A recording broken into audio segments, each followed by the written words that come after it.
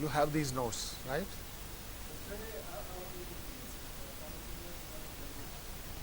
You should have these notes because they were given to you yesterday, right? So just to recapitulate what we have discussed so far is the production of biosolids and their problems, certain solutions in terms of their final disposal, good or bad. And we also did, we talked about the regulations on metals and pathogens. And based on that, we defined class A, class B, class C, and the metal separately.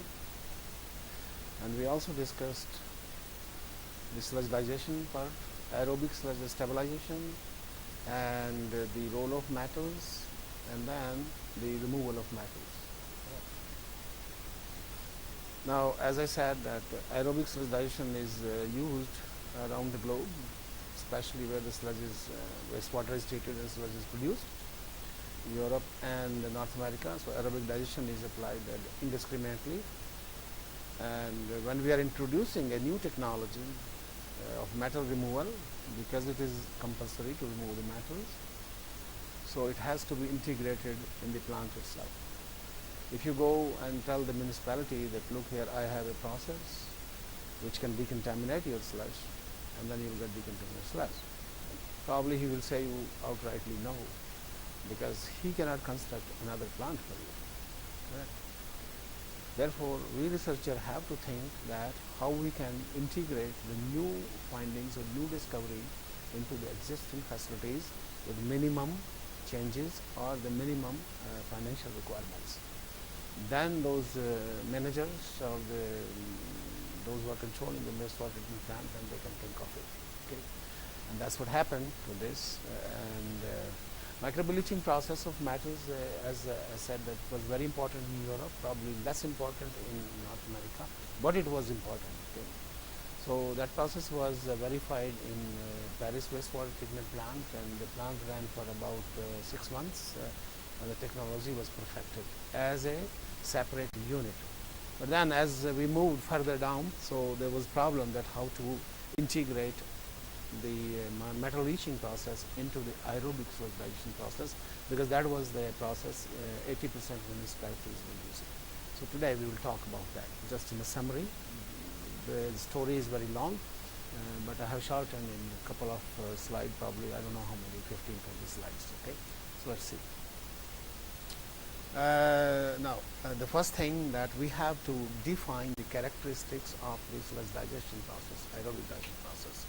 So, as we discussed, it takes place at the natural pH of the sludge, which varies between 6.5 to probably 7.8 or 8, whereas the microbial leaching process works on low pH. So, we have to see now how we can combine the two. Now, as I said, there are 3 processes. You add the acid and lower the pH. The second one, you use the peroxidine, lower the pH to 5, and then it will work. And the third one, it starts with the natural pH. So the first 2 processes were outrightly rejected, because if you lower the pH immediately, the heterotrophic microorganisms which are responsible to degrade the biodegradability will not be working anymore. So you will just completely stop the process. Okay. So then we tried for the sulfur process. Okay. So in this slide, okay, it indicates that something else. The indicator microorganisms are not removed. Okay. Sorry, this is another point. I'm confused. Okay. Anyway, so the pH first of all has to be matched. Correct. So we cannot use the chemical process, and we cannot use the ferrous sulfate process or the Thiobacillus peroxidine process. However, we can use the sulfur oxidation process, because that starts from the natural pH of the sludge. Okay, and the pH is not immediately reduced. It takes time to reduce the pH, and by the time heterotrophic microorganisms, they can work and can digest the sludge. And as I said, the digestion limit minimum limit is 40% removal of the volatile suspended solids. So this was the one problem. And the second problem is that because sludge digestion means we must remove the pathogen load. Okay, because metal leaching you are integrating into the process, but at the same time the pathogens or the indicator microorganism must also be brought down. So that was another condition. So we'll see that how we had try to integrate the process.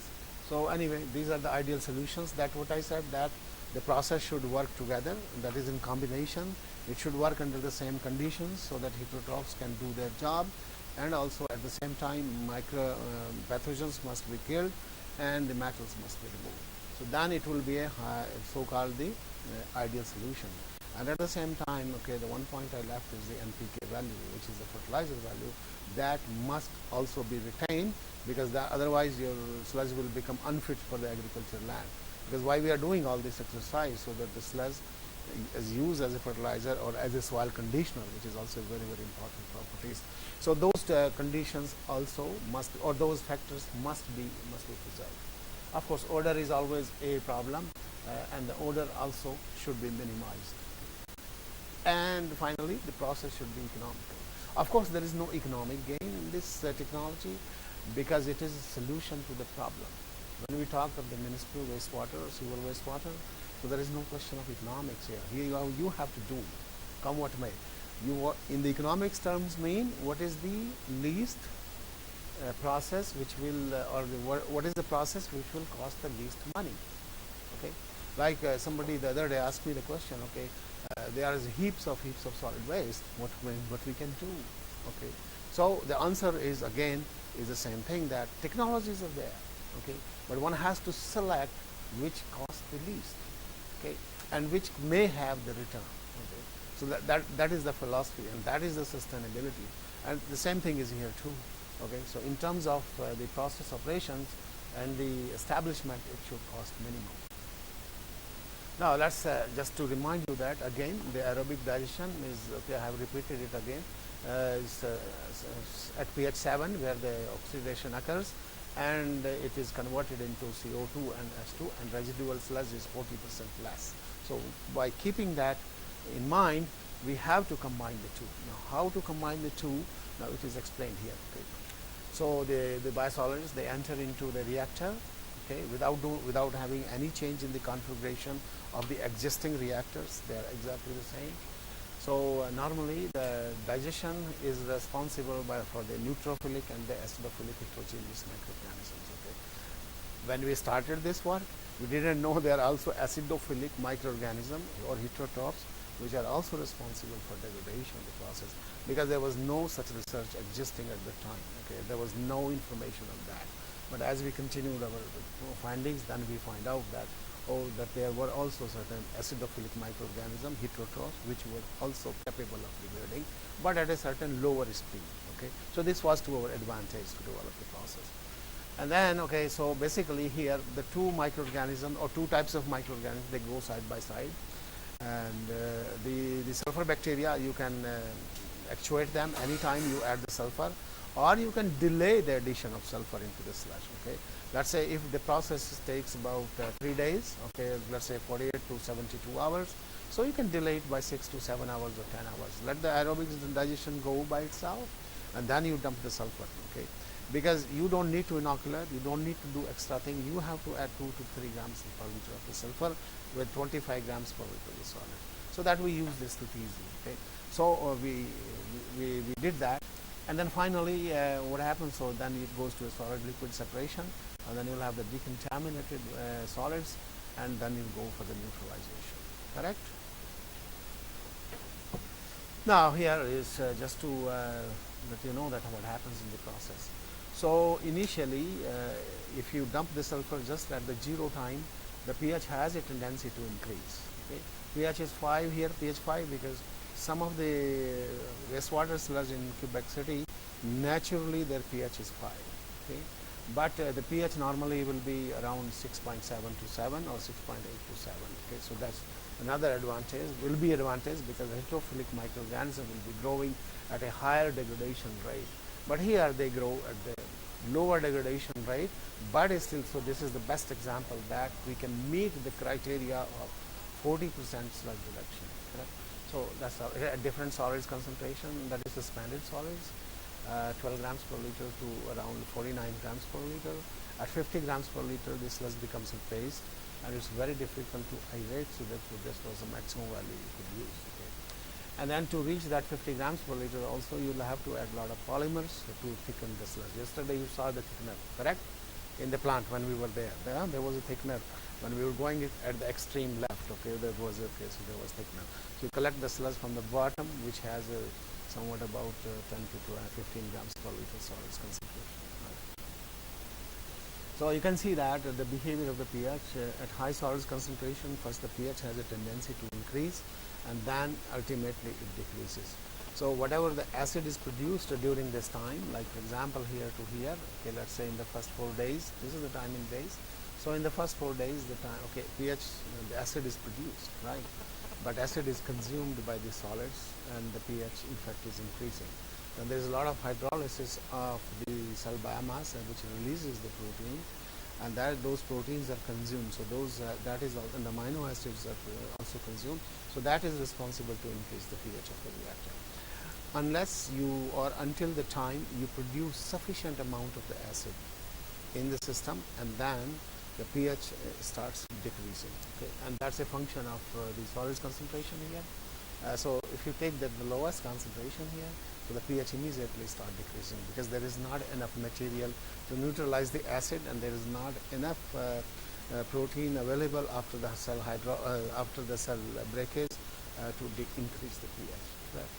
So that's the way. Okay, and once the pH goes down here, so this is the control. That's what exactly happened in the aerobic sludge digestion. Okay.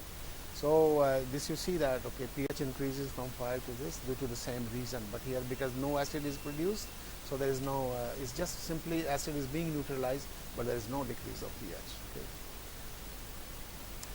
Then the factor, okay, which was the most important we faced, that was the dissolved oxygen concentration, because normally in wastewater treatment plant, the operators, they do not bother about controlling. They just put an aerator at the bottom of the reactor, or the concrete tanks which are constructed in cubicle, which you saw yesterday. Okay, so they are not very efficient, okay, in meeting the demand of the oxygen. Okay, but here there was a very high demand of oxygen. So, and that was also a function of the suspended solids concentration. It is obvious, because when you increase the suspended solids, so you increase the degradable material, and when you increase the degradable material, the biodegradability rate is increased. So yesterday I wrote this equation. Okay, this is, and similarly the Kd is also proportional to that we determined was also equivalent to the concentration of the solids. So basically, as you, okay, in microbiology also, as you increase the substrate concentration, until a certain extent, the microbial growth keep on increasing as per the Monod model. Okay, I'm sure that you must have heard the Monod model of the microbiology. So it's exactly the same system. Okay, we define here by the first order reaction rate, and that keeps increasing. So and this is the best example to show you, and a real example, that when you increase this concentration of the solids, suspended solids, the degradation rate increases. That means microbial activity increases. When microbial activity increases, so your oxygen consumption increases. Therefore, your DO, that is dissolved oxygen, goes down. Now you have to meet the demand, and how much you take.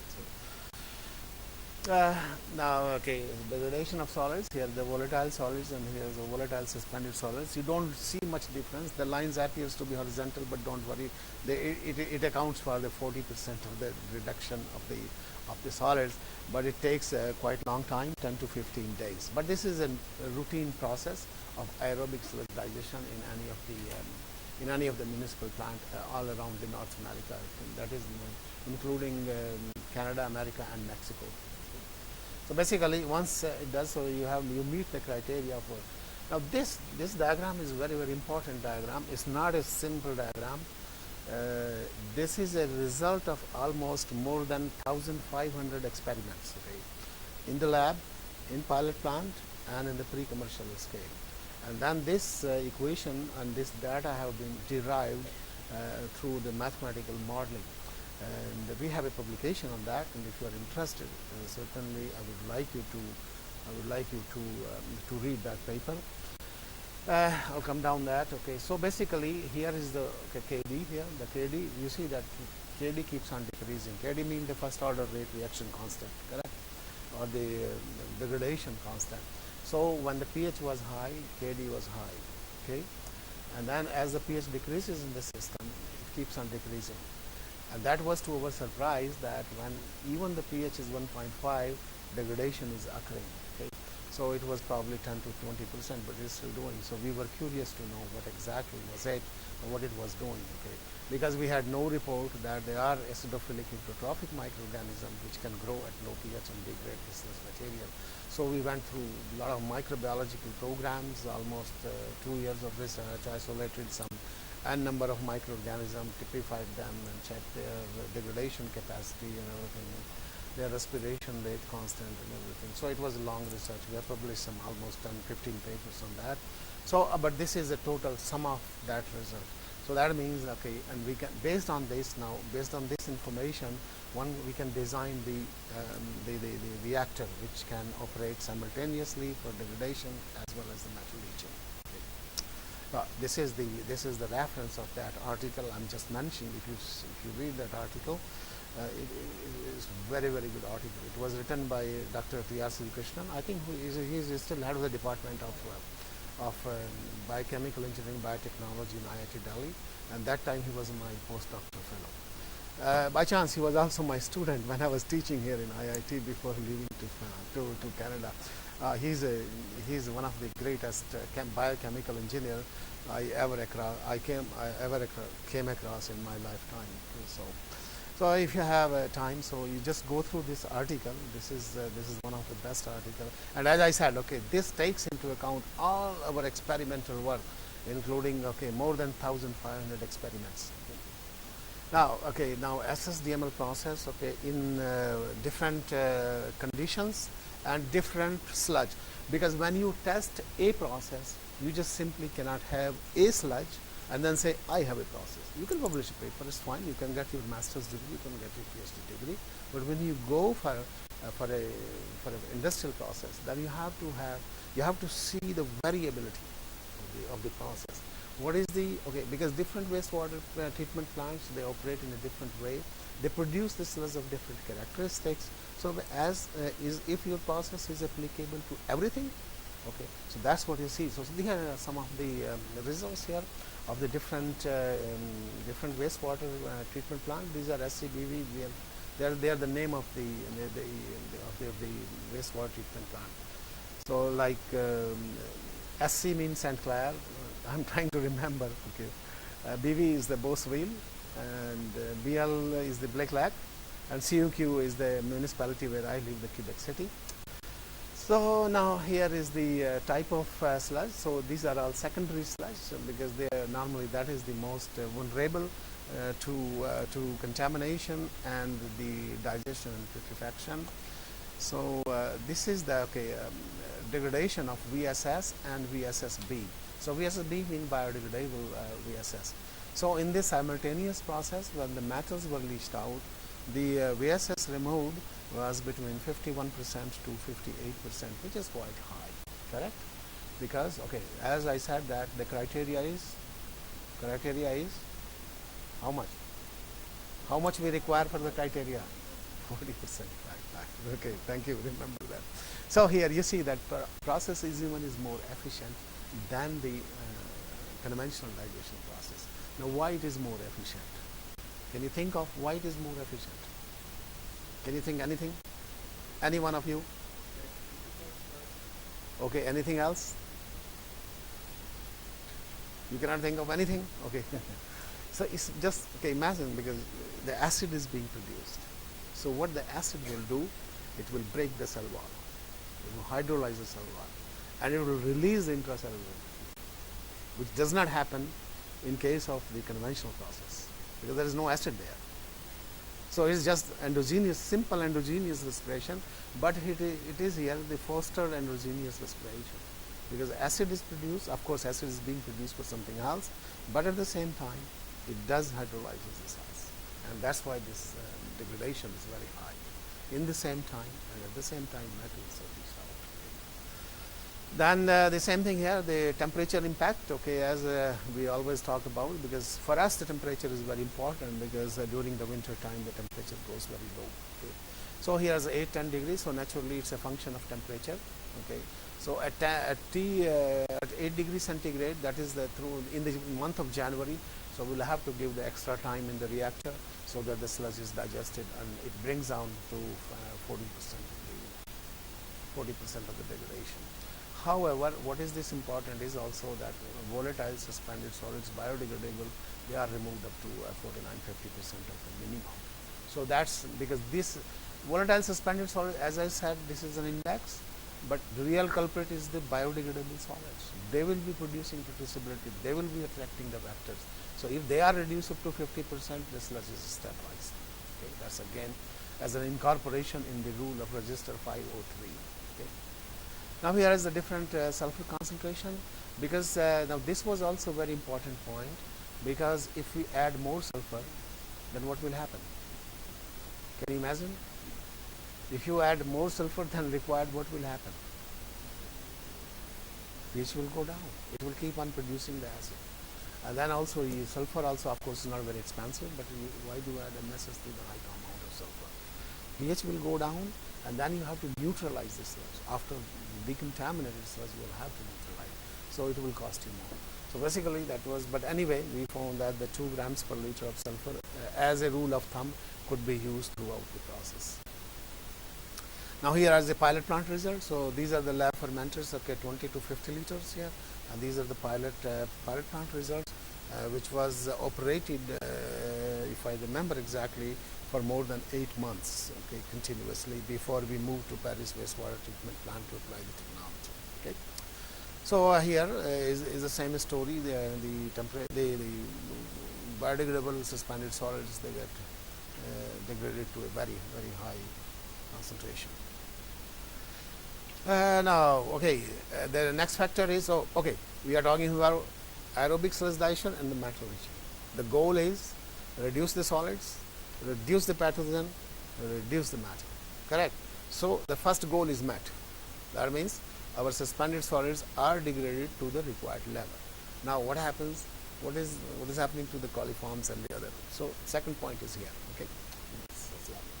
They are the real data, but they are not the single data, as I said. They are the average data of many experiments and years of experience. Okay? They are not just simple data derived in the lab by a PhD student or one MSc student. Okay? So we spend a lot of money to develop this process, almost more than $5 to $6 million over a period of 5 to 6 years. Now, okay, let's see, okay, so total coliforms. So you see that, okay, when the solids concentration is low, so the coliforms disappears very fast because pH goes very fast down. Correct? And the same story. So here the pH decreases slowly. In the beginning it doesn't. Therefore the concentration of coliform increases as they also have the growth. And then, but anyway, as the pH goes down slowly, in 5 days it disappears below the detection limit. So the second point is solved. Correct? Whereas in the control, okay, you always have, okay, up to 10 to the power 5 and 10 to the power 4 CFU per milliliter.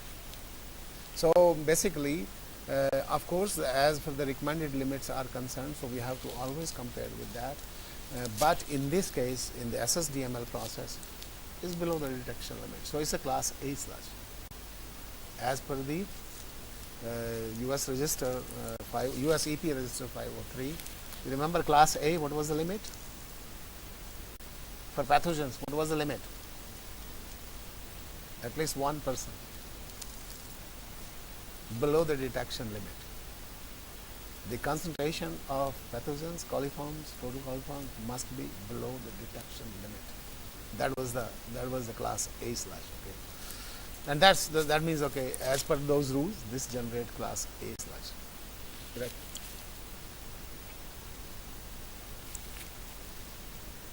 So temperature impact. So as usual, so this gives you an idea of the pH variation. So certainly when the temperature is low, the pH, okay, decreases, but it decreases at a slower rate, obviously, because the microbial oxidation rate decreases. Okay. So when we have to establish a technology, so we'll have to design the reactor according to the fact that, keeping in mind that in winter time this will be the KD value, again the KD value, okay, to design the reactor. So with temperature it will go down, and we have to take that into account. Okay, now what is this? Let me see. Okay, reduction of solids. Okay, so there's another example of reduction of solids. here. The sludge from different wastewater treatment plant. As I said, it was necessary to check or to verify the technology on different waste water sludge, and these are all the cities, small or big, in the province of Quebec. Okay, though not as big, of course, as in India. And the biggest city here in these is probably the Black Lake. Okay, Black Lake has a population of maybe 100,000 people living in that. Okay, otherwise, rest all the cities are lower than that. Okay, maybe Granby also here may have the 100,000 people. But anyway, just concentrate on these red figures here, red digits. Okay, that says okay decrease in the VSS. Okay, now this 17% decrease may appear to be very low and may not follow the rule of 40%. But when we calculate the biodegradable solids, okay, you can see at the bottom of this table that even 17% goes to 60% of the biodegradable volatile solids. Because if the secondary sludge amount or the proportion is low in the final sludge and the primary sludge is higher, so biodegradability will be low. Therefore, during the stabilization, it's very hard to get. So we have to turn towards the as an index to biodegradable volatile suspended solids. Correct? So basically, this shows that the technology was applicable. So it's the same story here with the fecal coliform. So fecal coliforms, they also were reduced to the below the detection limit, depending on the sulfur concentration and the air flow rate. As I showed you, that dissolved oxygen concentration was a critical factor, and this VVM represent here the aeration or air flow rate. So as the air flow rate, we have kept it constant, but as it decreases, so the speed of the reaction decreases, and therefore it may take longer time. However, at a given sulfur concentration 1 to 1.5 grams per liter, so total fecal coliforms, they comes down under the detection limit. Correct. So we chose, as I said before, 2 grams per liter, but even 1.5 gram to 1 grams per liter is enough to bring down the fecal coliform. But 2 grams per liter for other regions to hydrolyze this sludge and to increase the KD value. Okay. Same story with the total coliforms. So total coliforms, fecal coliforms, and streptococci. Okay. Now these are the earlier studies that I showed they were at the laboratory scale reactors, 10 to 15 liter reactor, and these are the studies at the pilot plant. Okay. Pilot plant was something like 50,000 liters for the reactor in plastic.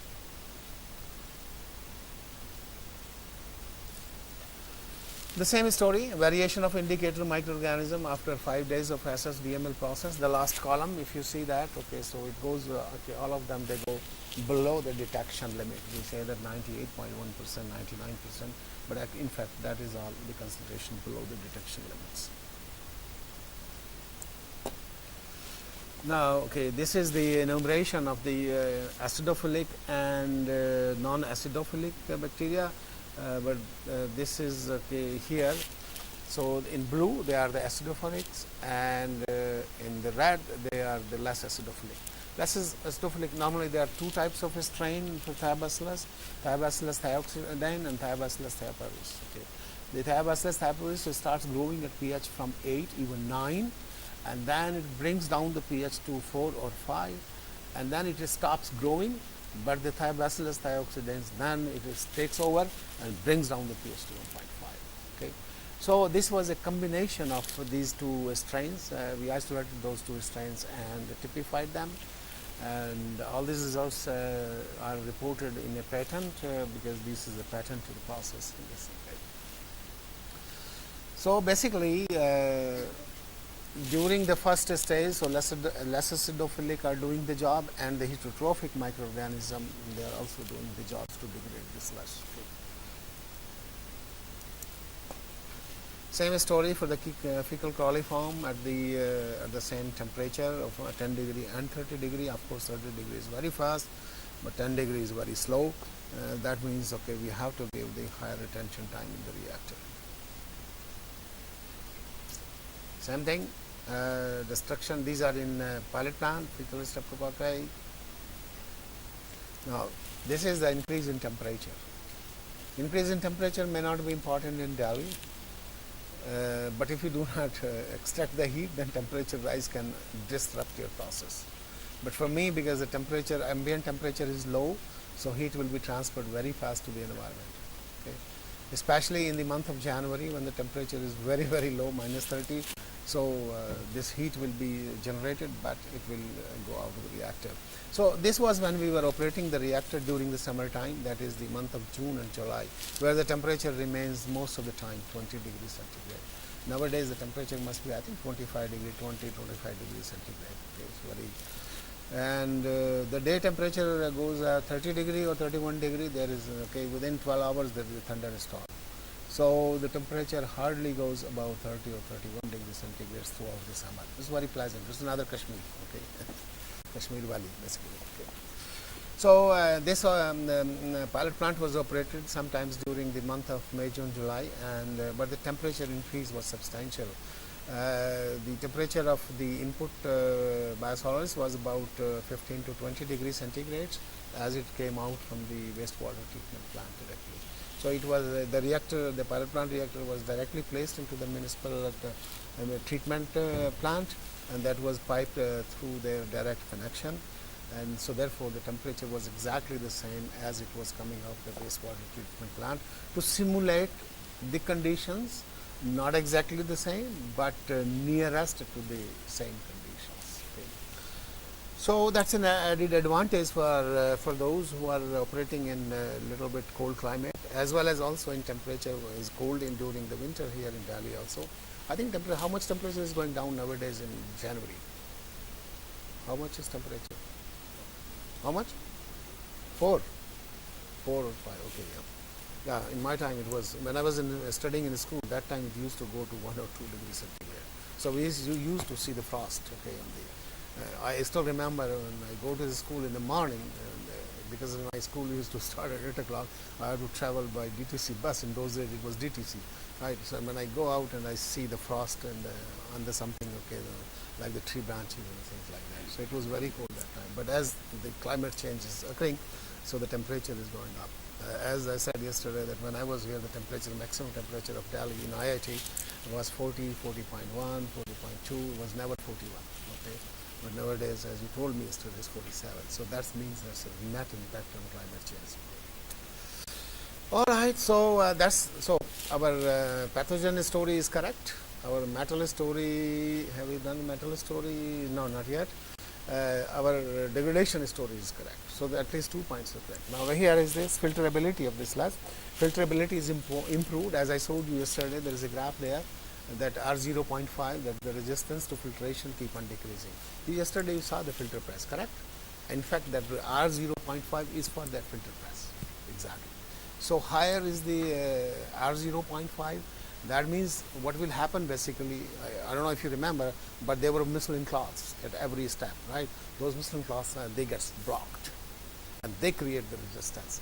And that's why, okay, if R0.5, this sludge is high, so those cloths will be blocked and your dewatering will be very difficult.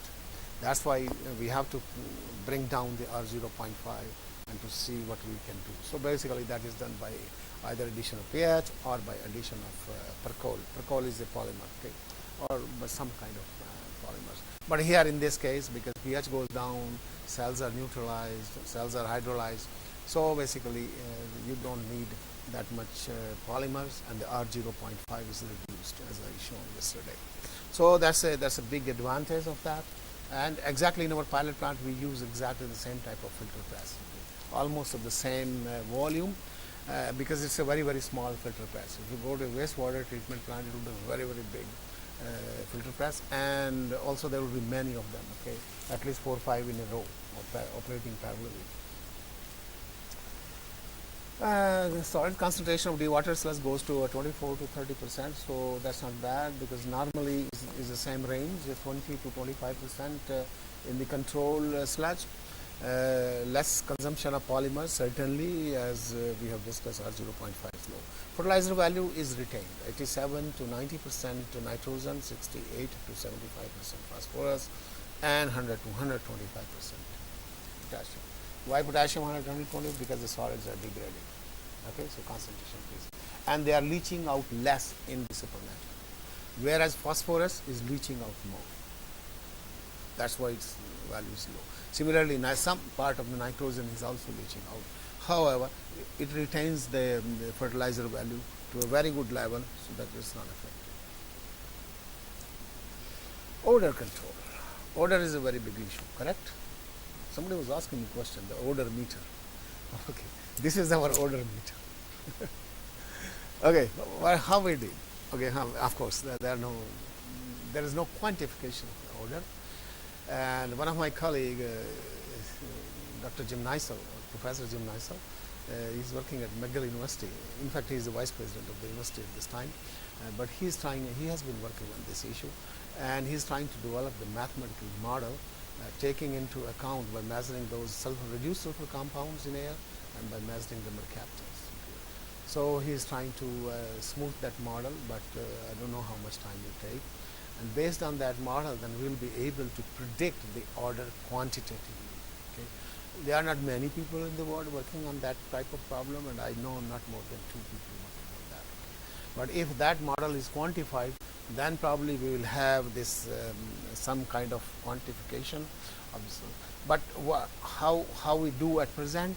So we take the samples of the sludge, okay, let's say controlled samples, and the treated sludge, correct, or the treated with the SSDML process, and we take the 5 samples of each, okay, and then we put it on different table, correct, everywhere, okay, outside the building, inside the building, and then we ask the people, we could request the people, okay, give marks based on 100 or based on 10, okay, the one which you feel gives the most smell, okay, you give 0 marks, or which smells less, you give your marks, okay, whatever the marks, okay, and then, okay, you collect the samples, okay, you can ask, okay, I still remember when we did this, we put outside the building, and we are in the downtown, there's lots of, there is a flow of people walking on the footpath, and we were requesting, okay, just smell this, and then people go, oh, my God.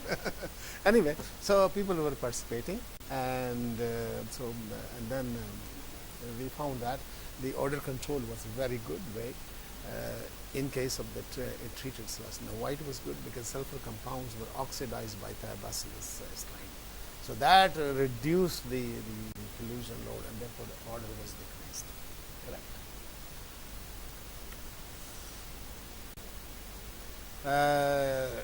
History of the total heterotrophs, because the heterotrophs are responsible for the degradation of solids. So you can see here the heterotrophs, they go down very fast at pH 30 and pH 10, at temperature,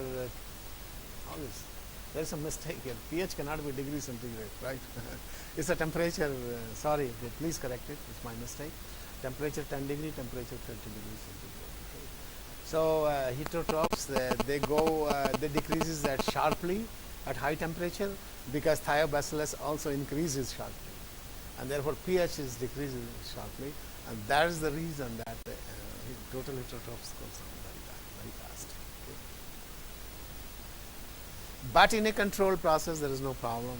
Anyway, at the end of the day, what we want, our sludge is stabilized, and it follows all the criteria. Okay, now we also try to develop a thermophilic process, but at the end of this, we had to abandon that.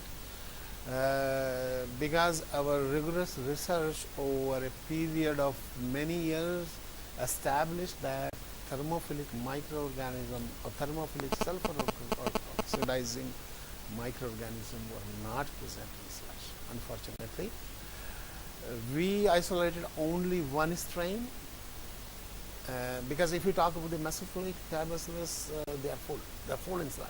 Okay, you just dump, start doing its job. But in thermophilic process, there was only one strain, and that was also in very, very low concentration. Okay, and so we did that, and one of my PhD students, he did that work, and he isolated and typified that strain and developed the whole system. But that was a single strain based process. So when you have a single strain based process, you cannot work in wastewater treatment plant. It has to be really so that it has to be rudimentary. It has to be no skill required to operate. And if the moment you start requiring the skill, that means your cost will go high. So you have to see where is the minimum cost and maximum job you can do. And they are not very, they are not something, the contamination, this, that. So just take any tank, okay. Take a, how do you call that, a garbage can, fill this sludge in that, put an agitator, it will start doing job. So that type of technology is required, and that type of technology it takes to do the job. It does the job very meticulously, and within half an hour or an hour, okay, it kills all the pathogenic microorganisms. But as I said, it's not possible to operate it well, it is possible to operate, but it is a little bit difficult. So basically, we discarded this approach. Just okay. It reminds me also a story that at the same time when we were working on this, another group was working in Denmark, and when we isolated this strain and we published this paper, this professor wrote to me that they have been working on this for a long time, and they were at the verge of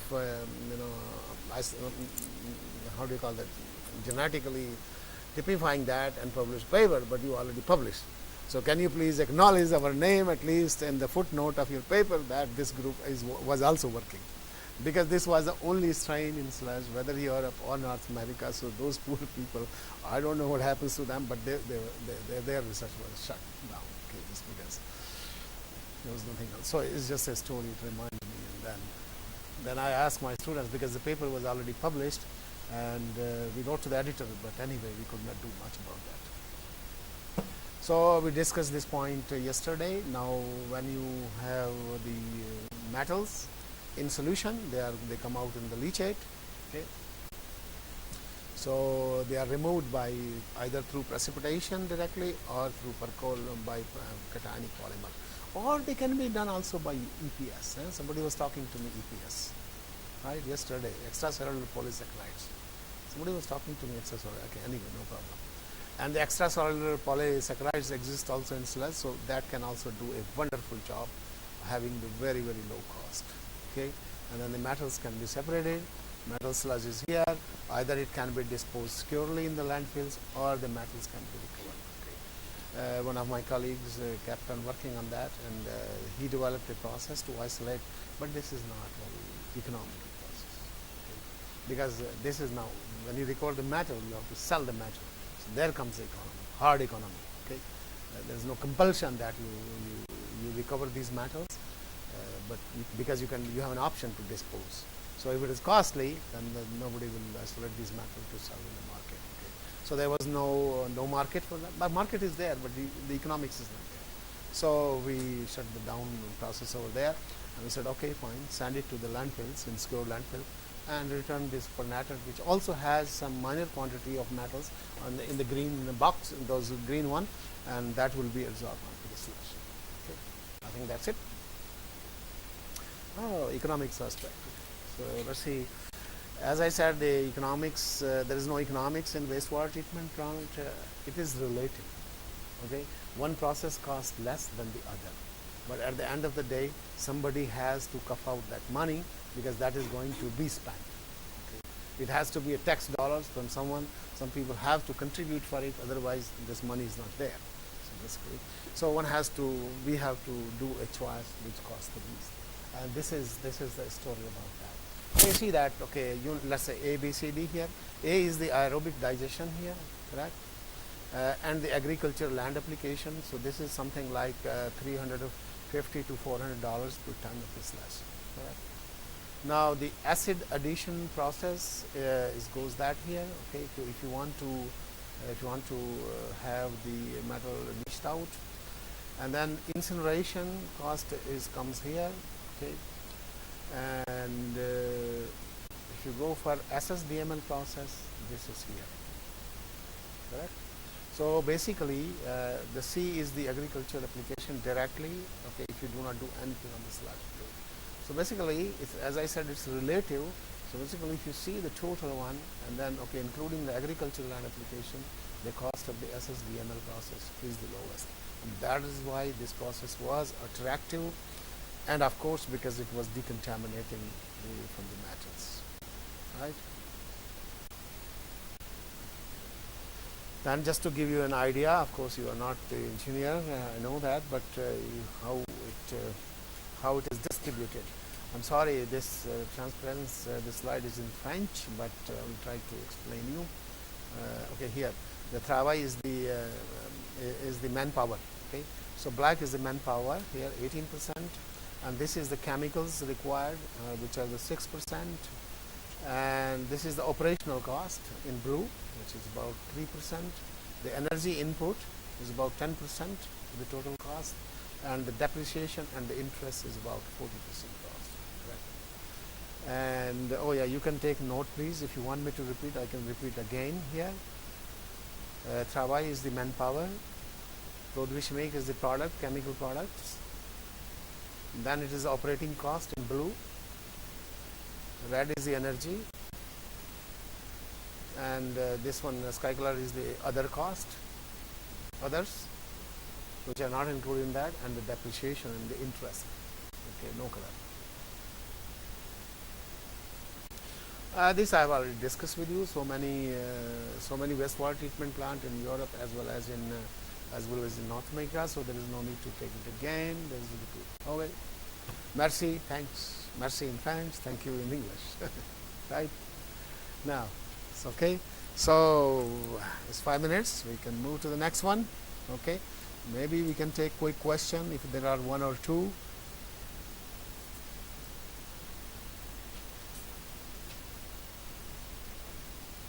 You are silent spectators, no questions asked. No question?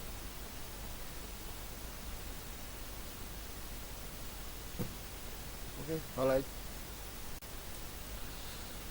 Next, do you have, Manish, did you get those photocopies? Right, they're there. They're there. I think they're there, right? So you take those photocopies. Okay. There are 2 chapters in that. Okay, let me see. Let me first to walk to that place if I can. Yes. Okay, yeah, they're separated. Okay, very good. Take those copies to take notes.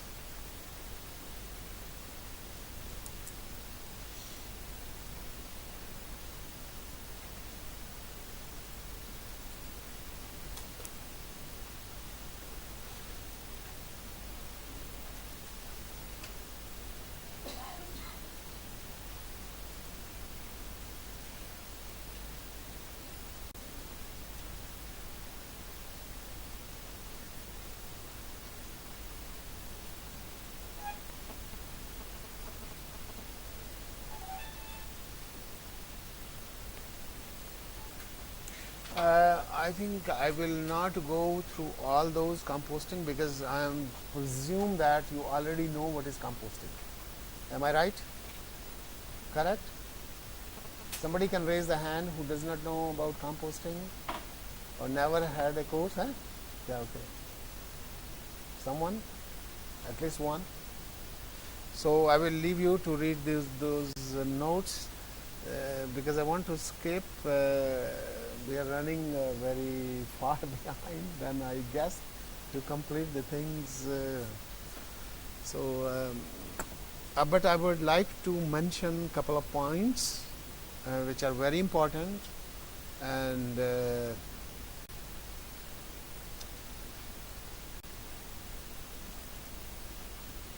so this is the typical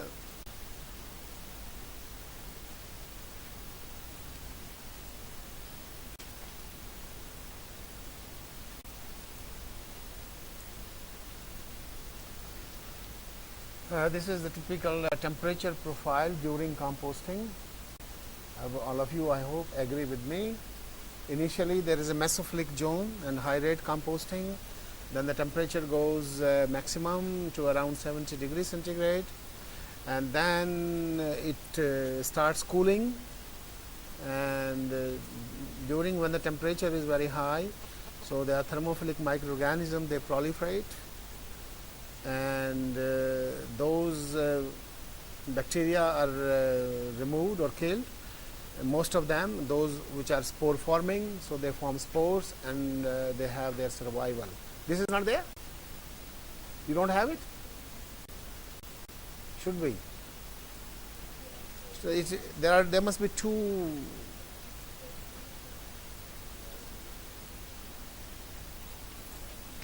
Oh, okay. So I'm not doing going from a start. I just jumped. Okay. I think just twice there.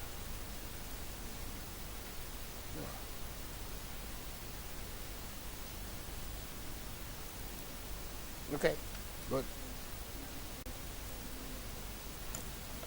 Sorry, some. So basically, the thermophilic microorganisms, they take part in the thermophilic conditions, and then slowly it cools down. And what is the most interesting environment while it has cooled down? The fungi, it starts growing, and they proliferate to a very large extent. Okay, which is not the case in aerobic sludge digestion or anaerobic sludge digestion. Okay. So initially they are the bacterial strains which they grow under mesophilic conditions. Then there are mesophilic thermophilic bacteria and also thermophilic fungi. They survive at high temperature, and some of the mesophilic strains, they also form spore, and those spores keep surviving for some time, and when it cools down, those spores can germinate again and grow. But at the same time, the fungi, which is the most important organism which proliferate in the compost, okay, in the last part. Now, what is the advantage of that? Okay, what is the advantage of that? A diverse population of mesophilic bacteria, fungi readily available for nutrition. Now, what is the advantage of that? That's what I want to tell you, and I want to tell you in a different way. So let me go further down.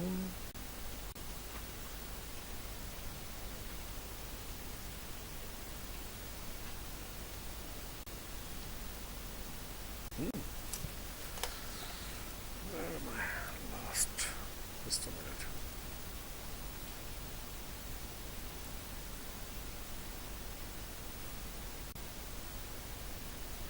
Yeah, come here. Now, this characteristic is important because nowadays there is a big concern on the emerging contaminants, toxic organic compounds, and in aerobic sludge digestion or in activated sludge process, which is a usual way of treating the wastewater, many of these chemicals are not degraded. Why they are not degraded? Because they are most of the bacterial strains, and they are not capable of degrading them. I have some examples to give you here. One of our students is working, of course many students have worked on that, but currently we are trying to remove those compounds from the hospital wastewater using a membrane type of technology or membrane reactor. Okay. The advantage of membrane reactor is that it concentrates most of the microbial strains, slow growing and the fast growing. But unfortunately, there are only the bacterial strain, or most of them. There are very few fungal strains, or they are not there, because fungal strains are attracted by bacteria, and it eats up their mycelium, so it never lets the mycelium develop. So with the result, they never develop. With the result, what happens that most of the or many of those many of those toxic organic compounds are not removed in a conventional treatment process, which is activated sludge process. Membrane technology is a relatively new process or new technology which is coming up, and people are not replacing of the plants that concentrate, but that also concentrate bacterial strains, so it is not very effective. One example is here, I will give you that. Now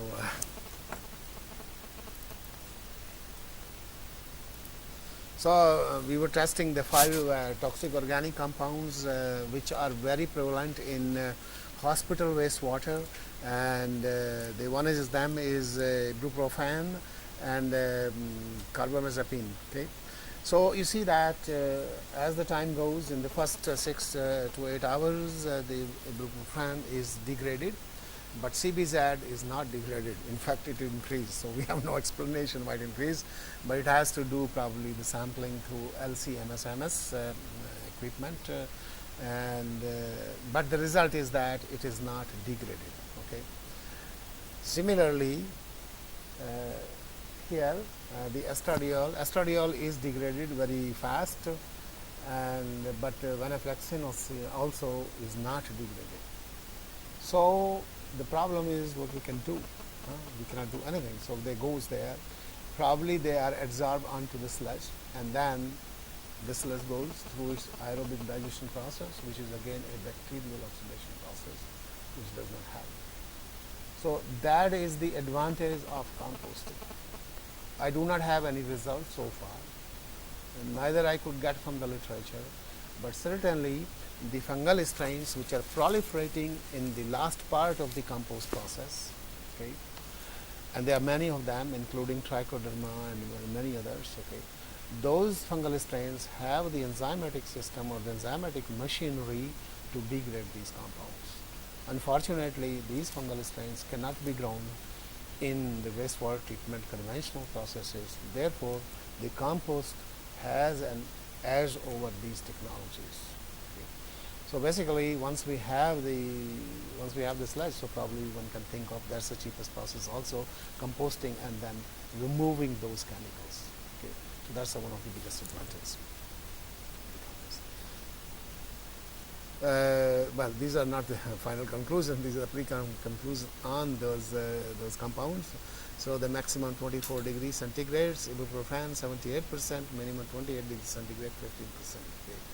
Okay. Increase in carbon has been okay. Is the problem complete removal of estradiol. So basically, it boils down that okay, these emerging compounds are becoming very more and more important. Of course, we can escape them because there are no regulations on sludge, and as long as the regulations are not in place, we can deal with it. But certainly, the day is going to come that the sludge will be made unfit based on these compounds. So, one people have to start thinking of, and then probably composting could be an answer to that. Okay. Though I'm not sure, it's premature to say that, but it seems to me that okay, it is because as per the literature information. Many compounds are degraded, but there are many still compounds which have no answer in the literature, and probably research has to be conducted on that. Okay.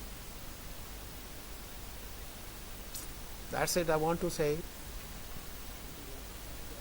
In this one, I have given this composting them to study my notes because I want to move forward, otherwise we will be lagging behind. Is that okay, Professor? So you can see at your home, you can come down with the questions, and you already know the composting. This is not something very great, very rudimentary. And another problem, what I can mention you that we are working on the leachate of the compost. Okay. Because when you do the composting in the open places, in that windrow, so-called the windrow, process, okay, there are a lot of leachate. Okay. I think I have a figure somewhere to show you. Just okay, it is not long to go. I want to show it because I kept that photo for that. Okay. You see that so much of water is dripping out of these piles, and these are the leaches. This process is big to talk. Okay. So they have to be collected and treated. Now they also contain certain compounds, metals, and everything. Okay, so we have a big project on that. Okay, also to treat them in the membrane reactor, because we think that membrane technology can be applied and can do a great job. So you don't require a big volume of the reactor. And I want to show you a photo. I just saw that how the compost is sold in that part of the world. Okay, so you see those beautiful bags. Can you imagine that it contains the composted sludge? That's what it is basically. And that each bag sells depending on what it contains, from $2 to $6 each bag, which is about I think 20 liters or something. They must be marked somewhere, but I cannot read that. Okay. Anyway, so it is something like 20 liters. So each bag is 20 liters. So roughly containing 22 pounds of the compost sludge, costing $6. $6 Canadian mean 360 rupees. And that we take home. We grow our vegetables, and by the way, let me tell you that okay, we do not grow vegetable for economic reasons. It is a habit of people. People like to do that. People want to see that during the summertime the plants are growing. Something is coming up. There is no economic benefit. I don't think so even they eat that much, so they're so fond of that. But they use it, they grow flowers and everything. And it's a big, as I told you yesterday, it's a horrendous market. And the biosolids is the best one to do. Okay, so I will stop it here. Question also.